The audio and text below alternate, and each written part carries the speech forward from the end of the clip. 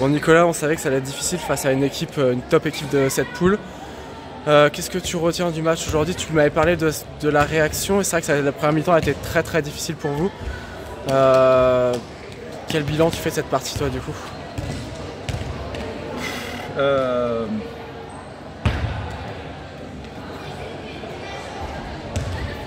Je peux même pas, on peut pas appeler ça une première mi-temps.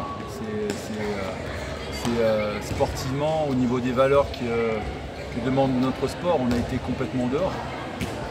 On ne peut pas parler de première mi-temps, dans le sens où dès l'échauffement, on voit qu'il y a un souci.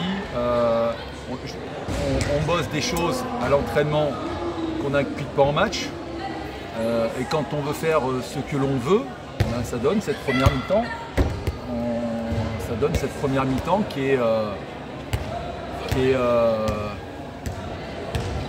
c'est même pas frustrant, t'as un sentiment de colère, et je pense qu'elles m'ont entendu à la mi-temps.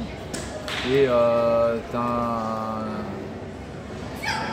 c'est limite de la honte parce que tu défends des couleurs d'un club, des valeurs d'un club, et que à partir du moment où on est un sport collectif et qu'on veut jouer sa partition individuelle, que ce soit en défense ou en attaque, moi je peux pas. Je suis limité par rapport à ça, donc c'est ce que je leur ai fait comprendre à la mi-temps. Et en deuxième mi-temps, certes on perd c'était quoi, 37-16, ouais, ça veut dire qu'on fait 12, on perd 14-12 la deuxième mi-temps. Ouais, qu'est-ce qui a changé justement par rapport, est-ce qu'il y a des choses, qu'est-ce que tu préfères par exemple retenir la deuxième mi-temps du coup par rapport à la première aujourd'hui? Oui, mais oui, alors si tu veux que je sois un bisounours, je vais dire oui, retenons la deuxième mi-temps. Mais qu'est-ce qu'on a fait en première mi-temps? Contre Mios, on perd 29 ballons, on en perd 34.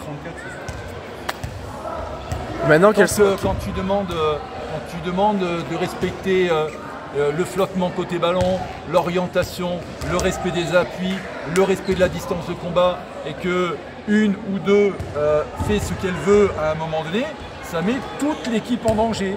Quand tu fais la même chose en attaque, ça met toute ton équipe en danger. Donc soit à un moment donné, alors oui, on a 5 joueurs titulaires qui sont absentes. On en a 5, alors c'est pas une excuse, il y en a qui vont me dire ouais mais normalement un entraîneur ça doit s'adapter. Ouais mais on est limité. On a joué 40 minutes avec une gamine qui a 16 ans et une gamine qui a 16 ans à l'aile.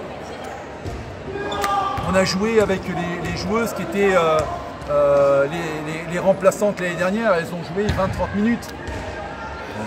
Ouais, quand on va récupérer Marion, quand on va récupérer Cathy, quand on va récupérer Atouma, quand on va récupérer Tania, même si Lei a fait un super match parce qu'elle n'a rien lâché, elle ne s'est pas énervée, elle est restée concentrée, elle nous a sorti 15 ballons. Mais quand on aura effectivement l'équipe au complète, alors là on pourra dire ouais, alors vous êtes un bon staff, vous êtes des pipes. Là, en première mi-temps, tout le monde peut me dire vous êtes Nicolas Padillard, t'es une pipe. Mais ça ne sera pas le cas parce que le 8 octobre, on fera tout ce qu'il faut avec l'équipe complète pour dire non, on n'est pas des pipes. On s'entraîne dur, on va défendre les valeurs du club, les couleurs du club.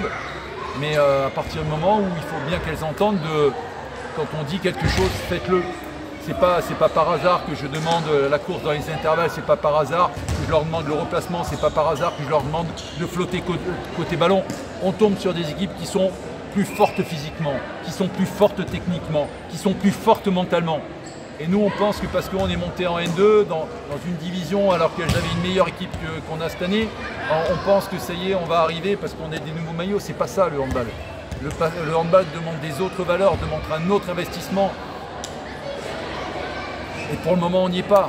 Pour le moment, on est 3 filles par-là, 3 filles par-ci, 3 filles par-là. C'est pas ça une équipe. Donc malgré tout, ça fait partie de mon rôle, ça fait partie du rôle d'Anto, à faire que le prochain match, l'écart soit bien inférieur, et que derrière ça, on se dise putain, bon elles ont perdu, mais en tout cas elles s'arrachent, elles se bagarrent. Bon, on va dire la deuxième mi-temps, oui, bravo, vous avez quand même fait 14-12. Hein. Ouais, mais faut pas oublier les filles, 22-4 à la mi-temps. c'était pas du handball en première mi-temps. Mais encore une fois, si on ne respecte pas des règles, si on ne respecte pas les normes, si on ne respecte pas le jeu du handball, bah ça donne 22-4. Si on ne comprend pas nos erreurs, si on n'accepte pas de regarder sa gamelle au lieu de regarder la faute de l'autre, eh ben, effectivement, on va rester une année en N1 et puis merci, au revoir. Et je n'ai pas envie de descendre en N2 et on va tout faire avec Anto pour que les filles progressent à chaque entraînement. Mais ça doit venir aussi d'elles.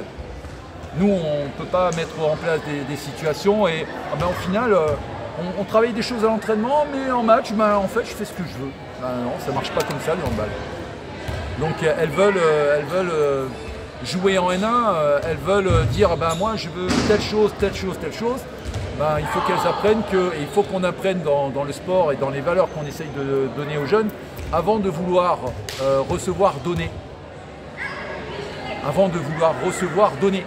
Qu'est-ce que toi tu vas donner à ta coéquipière? Qu'est-ce que toi tu vas donner au club? Qu'est-ce que tu vas donner à ta gardienne? Qu'est-ce que tu vas donner à ton arrière? Qu'est-ce que tu vas donner à ton pivot? Là c'est non, je fais ce que je veux, donc c'est moi qui décide. Non, c'est un sport collectif. Là on a vu on n'a pas vu du handball. Donc je suis forcément déçu, je suis forcément en colère, mais comptez sur nous pour et d'une pas lâcher et se remettre au boulot dès mardi. Je te remercie. Je t'en prie.